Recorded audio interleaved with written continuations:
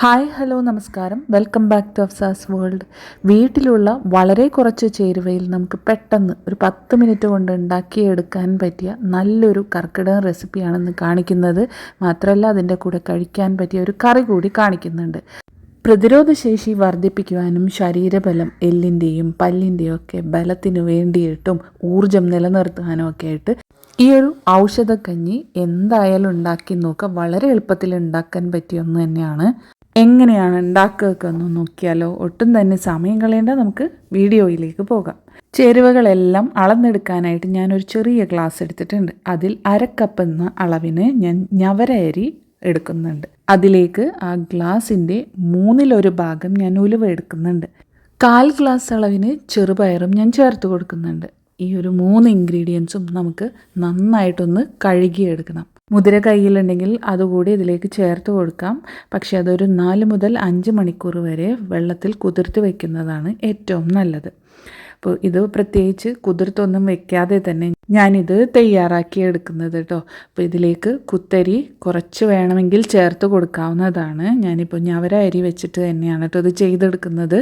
അപ്പോൾ ഞവര അരിയുടെയും ഉലുവയുടെയൊക്കെ ഗുണങ്ങൾ പറയുകയാണെന്നുണ്ടെങ്കിൽ കർക്കിടക മാസത്തിൽ എന്തായാലും കഴിച്ചിരിക്കേണ്ട ധാന്യങ്ങൾ അരിയുമാണ്. അപ്പോൾ ഇത് നന്നായിട്ട് തന്നെ കഴുകിയെടുത്തിട്ടുണ്ട്. ഇനി ഞാൻ കുക്കറിലാണ് ഇത് ചെയ്തെടുക്കുന്നത് കേട്ടോ. ആദ്യം തന്നെ നമ്മളെടുത്ത ചേരുവയുടെ ആ ഒരു അളവിന് ഇരട്ടി വെള്ളം ഞാൻ കുക്കറിലേക്ക് ഒഴിച്ചു കൊടുത്ത് ചൂടാക്കാൻ വെക്കുന്നുണ്ട്. അതോടൊപ്പം തന്നെ ഞാൻ കഴുകിയെടുത്ത ഈ ധാന്യങ്ങളും അരിയൊക്കെ ഇട്ട് കൊടുക്കുന്നുണ്ട്. ഇനി ഇത് മൂടി വെച്ച് ഒരു 3 വിസിൽ വരുന്നത് വരെ ഒന്ന് വെയിറ്റ് ചെയ്യാം. 3 വിസിൽ അടിച്ചതിന് ശേഷം അതിൻ്റെ എയറൊക്കെ ഒന്ന് പോയതിന് ശേഷം ഒന്ന് ലിഡൊന്ന് ഓപ്പൺ ചെയ്ത് കൊടുക്കുന്നുണ്ട്. അതിലേക്ക് ഞാൻ അരമുറി തേങ്ങ ചിരകിയത് നേരെ തന്നെ ചേർത്ത് കൊടുക്കുന്നുണ്ട് കേട്ടോ.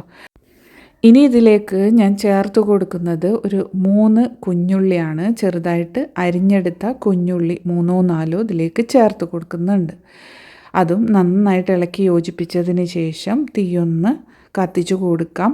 ഇതൊന്ന് തിളച്ചതിന് ശേഷം നമുക്ക് ഓഫ് ചെയ്തിടാം. ഔഷധ ഗുണങ്ങൾ ഒട്ടേറെ അടങ്ങിയിട്ടുള്ള ഉലുവച്ചോറ് ഇവിടെ റെഡി ആയിട്ടുണ്ട്. വെള്ളമൊക്കെ പാകത്തിനാണ് കേട്ടോ. അപ്പം നമ്മൾ ആ ഒരു തിളപ്പിച്ചെടുക്കുന്ന സമയത്ത് അതൊക്കെ ആ വെള്ളം പാകത്തിന് വറ്റി ഉലുവച്ചോറ് ഇവിടെ റെഡിയായി കിട്ടുന്നതാണ്. ഇനി ഇതിലേക്ക് വേണ്ടിയിട്ട് നമുക്കൊന്ന് താളിപ്പ് റെഡിയാക്കണം. അതിന് വേണ്ടിയിട്ട് ഞാനൊരു ചട്ടിയിലേക്ക് വെളിച്ചെണ്ണ ഒഴിച്ചു കൊടുത്തിട്ടുണ്ട്. അതിലേക്ക് ഒരു 4-5 കുഞ്ഞുള്ളി വട്ടത്തിൽ അരിഞ്ഞത് ചേർത്ത് കൊടുക്കുന്നുണ്ട്. കൂടെ തന്നെ കറിവേപ്പിലയും ഒരു തണ്ട് ചേർത്ത് കൊടുക്കുന്നുണ്ട്. ഇനി ഇത് ആ ഒരു വെളിച്ചെണ്ണയിൽ നന്നായിട്ടൊന്ന് മൊരിയിച്ചെടുക്കാം. ഈ മൊരിയിച്ചെടുത്ത ഉള്ളി നമ്മൾ തയ്യാറാക്കി വെച്ചിട്ടുള്ള ഉലുവച്ചോറിലേക്ക് ഇട്ട് കൊടുക്കാം. ചോറിനാവശ്യമായിട്ടുള്ള ഉപ്പ് ചേർത്ത് കൊടുക്കാൻ മറക്കരുത് കേട്ടോ. ഇത്രയേ ഉള്ളൂ. സ്വാദിഷ്ടമായ, എന്നാൽ നേരത്തെ പറഞ്ഞതുപോലെ ഒത്തിരി ആരോഗ്യ ഗുണങ്ങളുള്ള, പ്രമേഹം, കൊളസ്ട്രോളും അമിതവണ്ണമൊക്കെ തടയാനായിട്ട് സഹായിക്കുന്ന ഒരു ഉലുവച്ചോറിൻ്റെ റെസിപ്പിയാണ് കാണിച്ചിട്ടുള്ളത്. എന്തായാലും ഈ ഒരു കർക്കിടക മാസത്തിൽ തന്നെ ഇതൊന്ന് ട്രൈ ചെയ്ത് നോക്കുക. തുടർച്ചയായി ഒരു 3 ദിവസം അല്ലെങ്കിൽ 5 ദിവസം അല്ലെങ്കിൽ 7 ദിവസമായിട്ട് ഇതൊന്ന് കഴിച്ചു നോക്കുക. നല്ലൊരു മാറ്റം നിങ്ങൾക്ക് കാണാവുന്നതാണ് കേട്ടോ. എൻ്റെ കഴിഞ്ഞ വീഡിയോസിലൊക്കെ പറഞ്ഞതുപോലെ തന്നെ ഞവര അരി ഒത്തിരി ആരോഗ്യ ഗുണങ്ങളുള്ള ഒന്ന് തന്നെയാണ്. കർക്കിടക മാസത്തിൽ പ്രത്യേകിച്ച് കഞ്ഞി, ലേഹ്യം, മരുന്നുണ്ട ഇവയിലെല്ലാം നമ്മൾ ചേർക്കുന്ന ഒന്നാണ് ഞവര അരി.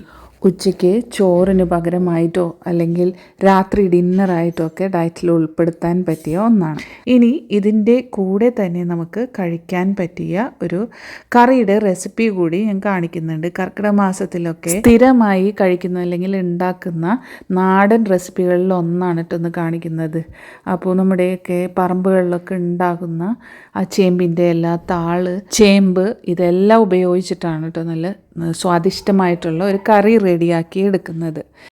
പറമ്പിലൊക്കെയുള്ള ചെറുതും വലുതുമായിട്ടുള്ള കറി വെക്കാൻ പാകത്തിനുള്ള ചേമ്പും ചേമ്പിൻ്റെ തണ്ടും വിത്തും ഇലയും എല്ലാം പറിച്ചെടുത്തിട്ടുണ്ട് കേട്ടോ.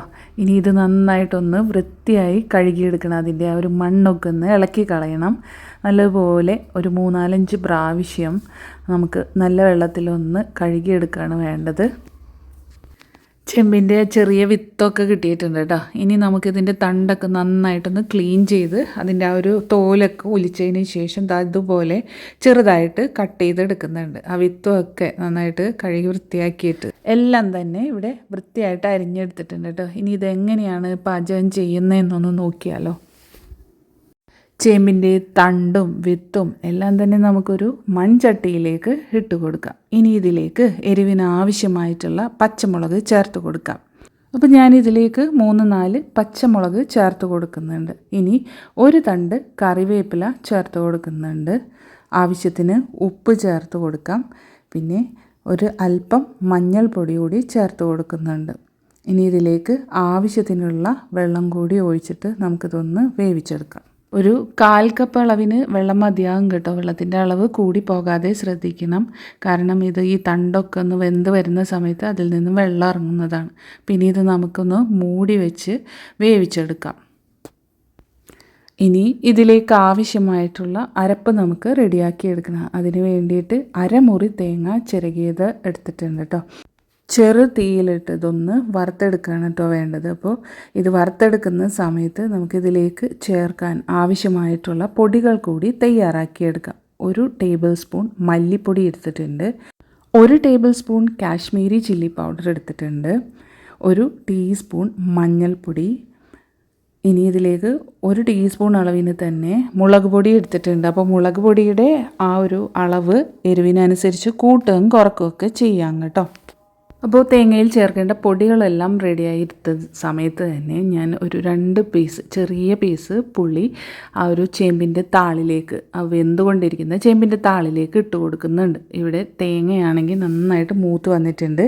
അതിലേക്ക് ഞാൻ പൊടികളെല്ലാം തന്നെ ചേർത്ത് കൊടുത്തു. ഒന്നുകൂടി ആ പൊടികളുടെ ഒരു പച്ചമണമൊക്കെ ഒന്ന് മാറുന്നത് വരെ ഒന്നുകൂടി ഒന്ന് ചെറു തീയിലൊന്ന് മൂപ്പിച്ചെടുക്കാം. ഇനിയുണ്ടല്ലോ താളിൻ്റെ ആ ഒരു വെന്ത് വന്ന താളിലേക്ക് ഞാൻ ചേർത്ത് കൊടുക്കുന്നത് ഉപ്പും മഞ്ഞളും ചെറിയ പുളിയും ചേർത്തിട്ട് വേവിച്ച് വെച്ചിട്ടുള്ള ചെറിയ കുഞ്ഞ് ചെമ്മീനാണ് കേട്ടോ. അപ്പോൾ അത് ചേർത്ത് കൊടുക്കുന്നുണ്ട്. ഇനി ഇത് നന്നായിട്ടൊന്ന് മിക്സ് ചെയ്ത് കൊടുക്കുക. അപ്പോൾ ചേമ്പിൻ്റെ കൂടെ ചെമ്മീൻ നല്ലൊരു കോമ്പിനേഷനാണ്. അപ്പോൾ ഇങ്ങനെ ഈ ഒരു രീതിയിൽ കറി വെച്ച് കഴിക്കുന്നത് കർക്കിടക മാസത്തിൽ ഇതുപോലുള്ള നാടൻ കറികൾ എല്ലാവരും വെച്ച് കഴിക്കുന്നതാണ് കേട്ടോ. ട്രൈ ചെയ്തിട്ടില്ലാത്തവരുണ്ടെങ്കിൽ ഇതുപോലെ ഒന്ന് ട്രൈ ചെയ്ത് നോക്കാം. അപ്പോൾ നമ്മുടെ തേങ്ങ വറുക്കാൻ ആവശ്യമായിട്ടുള്ള തേങ്ങ ഇവിടെ റെഡി ആയിട്ടുണ്ട്. ഇനി അതിലേക്ക് ആവശ്യത്തിനുള്ള വെള്ളം കൂടി ചേർത്ത് നമുക്ക് നല്ല പേസ്റ്റ് പോലെ അരച്ചെടുക്കാം. ഈ അരപ്പ് ഇനി നന്നായിട്ട് തിളച്ചുകൊണ്ടിരിക്കുന്ന താളിൻ്റെയും ചെമ്മീൻ്റെയും ആ ഒരു കൂട്ടിലേക്ക് ചേർത്ത് കൊടുക്കാം. ഇനി ഈ അരപ്പും താളും എല്ലാം കൂടി നന്നായിട്ടൊന്ന് ഇളക്കി യോജിപ്പിക്കാം. ഇതൊന്ന് തിളപ്പിക്കുകയാണ് കേട്ടോ വേണ്ടത്. തിളച്ച് വരുന്ന സമയത്ത് നമുക്ക് ഇതിലേക്കുള്ള താളിപ്പ് കൂടി റെഡിയാക്കി എടുക്കാം. അതിന് വേണ്ടിയിട്ട് ഞാനൊരു ചട്ടിയിലേക്ക് വെളിച്ചെണ്ണ ഒഴിച്ച് കൊടുക്കുന്നുണ്ട്. ചൂടായി വരുന്ന സമയത്ത് അത് കടുകിട്ടൊന്ന് പൊട്ടിക്കാം. അതിലേക്ക് വറ്റൽമുളകും കറിവേപ്പില ഒരു തണ്ടും ചേർത്ത് കൊടുത്ത് ഇതൊന്ന് താളിച്ച് എടുത്തതിന് ശേഷം തിളച്ചുകൊണ്ടിരിക്കുന്ന താള് ചെമ്മീൻ കൂട്ടിലേക്ക് ഇതൊന്ന് ഒഴിച്ചു കൊടുക്കാം. നല്ല ടേസ്റ്റാണ് കേട്ടോ ഈ ഒരു കറിക്ക്. എന്തായാലും നിങ്ങൾക്കൊക്കെ താളും ചേമ്പൊക്കെ കിട്ടുകയാണെന്നുണ്ടെങ്കിൽ എന്തായാലും ട്രൈ ചെയ്ത് നോക്കേണ്ട ഒരു നാടൻ റെസിപ്പിയാണ് കാണിച്ചത്. അപ്പോൾ ഇന്നത്തെ എൻ്റെ 2 റെസിപ്പികളും ഉലുവച്ചോറും അതിന് പറ്റിയ താളും ചെമ്മീൻ കറിയും രണ്ടും നിങ്ങൾക്ക് ഇഷ്ടപ്പെട്ടു എന്ന് വിചാരിക്കുന്നു. വീഡിയോ ഇഷ്ടപ്പെട്ടാൽ ലൈക്ക് ചെയ്യാനും അതുപോലെ മറ്റുള്ളവരിലേക്ക് ഇതൊന്ന് ഷെയർ ചെയ്ത് കൊടുക്കാനും മറക്കല്ലേ ഫ്രണ്ട്സ്. നിങ്ങളുടെ വിലപ്പെട്ട ഫീഡ്ബാക്ക്സ് അത് കമൻസ് ആയിട്ട് അറിയിക്കാൻ മറക്കരുത്. ഇനിയും സബ്സ്ക്രൈബ് ചെയ്യാതെ ഏതെങ്കിലും കൂട്ടുകാരത് കാണുന്നുണ്ടെങ്കിൽ ദയവ് ചെയ്തിട്ട് സബ്സ്ക്രൈബ് ചെയ്ത് ആ ഒരു 3 ഓപ്ഷൻസ് ബെല്ലൈക്കൺ ഓൾ എന്നുള്ളത് ക്ലിക്ക് ചെയ്യുകയാണെന്നുണ്ടെങ്കിൽ എൻ്റെ പുതിയ വീഡിയോസ് നിങ്ങൾക്ക് അപ്പോൾ തന്നെ നോട്ടിഫിക്കേഷൻസ് ആയിട്ട് കിട്ടുന്നതായിരിക്കും. ഇൻഷാ അല്ലാഹ് മറ്റൊരു വീഡിയോ ആയിട്ട് കാണുന്നവരെ എല്ലാവർക്കും താങ്ക് യു ഫോർ വാച്ചിങ്.